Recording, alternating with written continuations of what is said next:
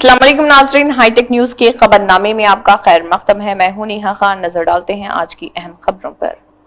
संगारेड्डी जिले के झरा संगम मंडल के एलगोई गांव से ताल्लुक रखने वाले national investment and manufacturing zone से मुतासरा किसानों ने प्रजवानी प्रोग्राम के दौरान जहीराबाद के रेवेन्यू डिविजनल ऑफिसर देवजा को एक याददाश्त पेश करते हुए इल्जाम लगाया, हुकाम तेलंगाना हाईकोर्ट की हिदायत के बावजूद जबरदस्ती अराजी का सर्वे कर रहे हैं। సంగం మండలం ఎల్గోయి గ్రామానికి సంబంధించినటువంటి రైతులు ప్రజావాణి కార్యక్రమంలో అధికారులకు వినతి పత్రం ఇవ్వడం కోసం ఈరోజు జైరాబాద్కు రావడం అనేటువంటి జరిగింది. ఎల్గోయి గ్రామంలో అక్రమంగా 195 ఎకరాలకు వేసినటువంటి నోటిఫికేషన్ను రద్దు చేయాలని చెప్పేసి ఇప్పటికే అనేక దఫాలుగా రెవెన్యూ డివిజన్ అధికారి గారికి, జిల్లా కలెక్టర్ గారికి, నిమ్స్ స్పెషల్ డిప్యూటీ కలెక్టర్ గారికి, అధికార యంత్రాంగానికి అందరికీ కూడా ఇప్పటికీ విజ్ఞప్తి చేసినాం. మా విజ్ఞప్తులను పట్టించుకోకుండా ఏకపక్షంగా 2013 భూసేకరణ చట్టానికి వ్యతిరేకంగా వ్యవహరించిన దానికి నిరసనగా హైకోర్టు లోపల కేసు వేయడం అనేటువంటి జరిగింది.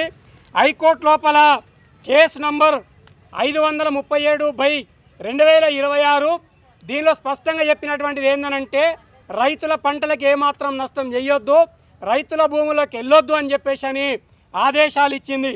అట్లాగే 14/0/26/2026తోని ఈ కేసులో జడ్జిమెంట్ వచ్చేంత వరకు రైతుల జోలికి పోవద్దు అని చెప్పేసి ఆదేశాలు ఇవ్వడం అనేటువంటి జరిగింది.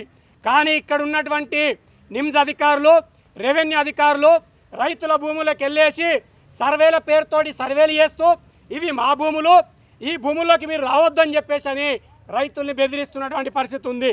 దానికి నిరసనగానే ఈరోజు ఇక్కడ నిరసన కార్యక్రమం, ఈ ధర్నా కార్యక్రమాన్ని చేయడం అనేటువంటి జరిగింది.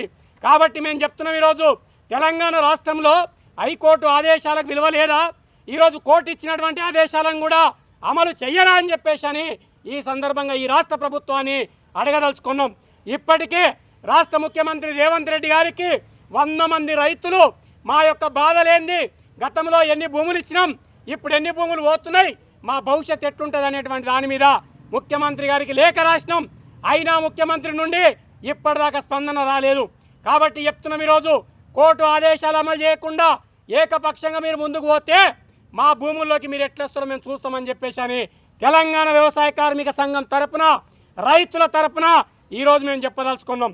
మీరు కనుక ఇట్లనే మొండిగా పోతే భూములకు ఎవరు కాలు పెట్టలేరు, ఎంతటి పోరాటానికైనా సిద్ధం ఉంటాం తప్ప భూములు వదిలేసే సమస్య లేదు అని చెప్పేసి ఈ సందర్భంగా చెప్పినాం. మళ్ళొకసారి విజ్ఞప్తి ఇచ్చినాం, ఈ మెమోరాండంతోనైనా అధికారులు రైతుల పక్షపాతిగా ఉంటే మంచిది, లేకపోతే మాత్రం ఉద్యమాన్ని ఉధృతం చేస్తాం. ఈ నిమ్స్ పరిధిలో 2013 భూసేకరణ చట్టాన్ని పూర్తిగా తుంగలోకి దొక్కుతున్నటువంటి పరిస్థితి ఉంది. అందుకని కాంగ్రెస్ ప్రభుత్వం రైతుల పక్షమా, రైతు వ్యతిరేక పక్షం అనేటువంటిది చెప్పాలని చెప్పేసి కూడా ఈ సందర్భంగా డిమాండ్ చేస్తున్నాం.